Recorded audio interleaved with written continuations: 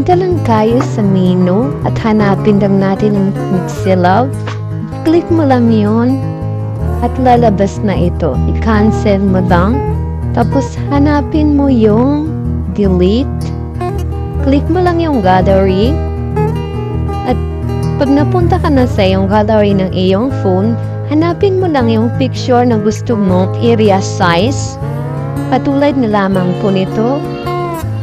At kapag na-click mo yung picture, lalabas na yung ganito.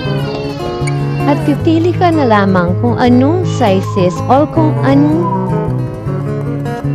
pabilog ba siya o pa-square ang iyong gusto. Transparent yung background niya. Pwede mo rin siyang baguhin. Baguhin yung background ng iyong photo.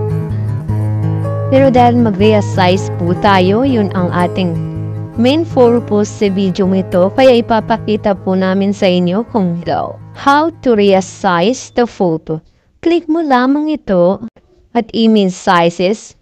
Ito pwede kang pumili dito kung anong mga sizes.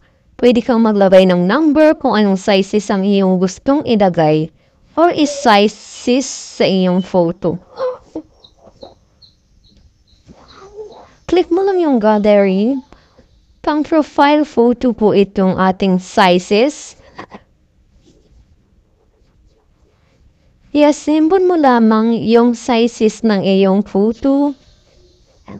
At kapag natugma mo na o kung nakuha mo na yung angulo ng picture na gusto mong makuha,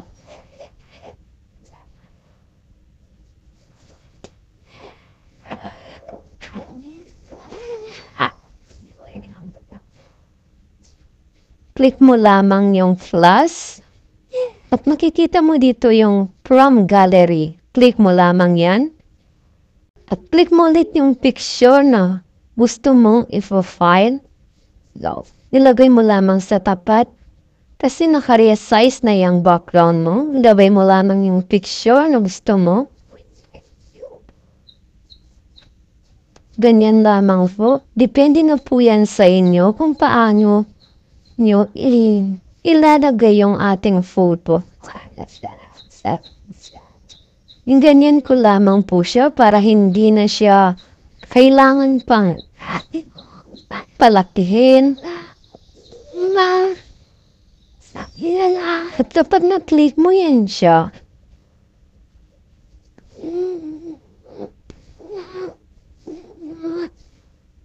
i-click mo lamang yung background photo.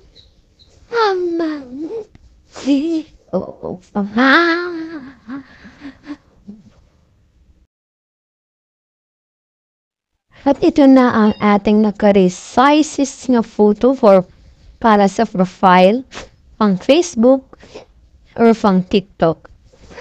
At next naman mag-resize naman tayo ng ating cover photo. Punta lang tayo ulit sa Getlonggot at kuha lang tayo ng pang cover photo sizes. Meron na po dito mga available na recommended na pwede mong gamitin. Kung hindi mo alam yung mga numbers ng sizes na iyong kailangan. Naka-resize na ito siya for cover photo. Click mo lamang ulit yung plus, from gallery, at hanapin mo lamang yung photo. At ilagay mo ulit.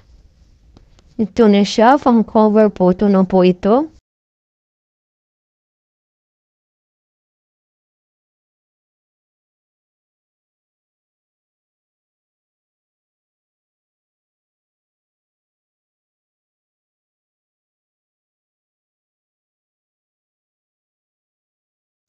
At pag na-assemble mo na siya ng mabuti, i-click mo lamang yung background niya.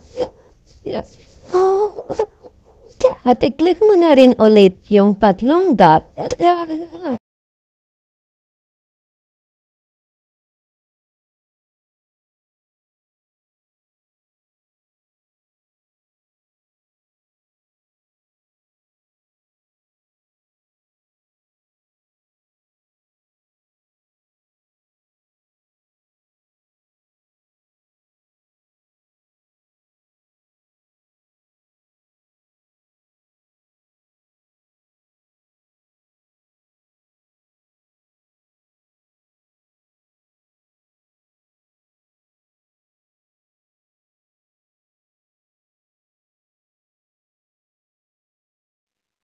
Click mo lang yung tatlong dot.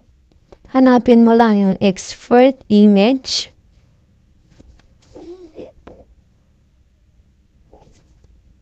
Full sizes po yan siya. Diyan din hahanapin yung save from gallery.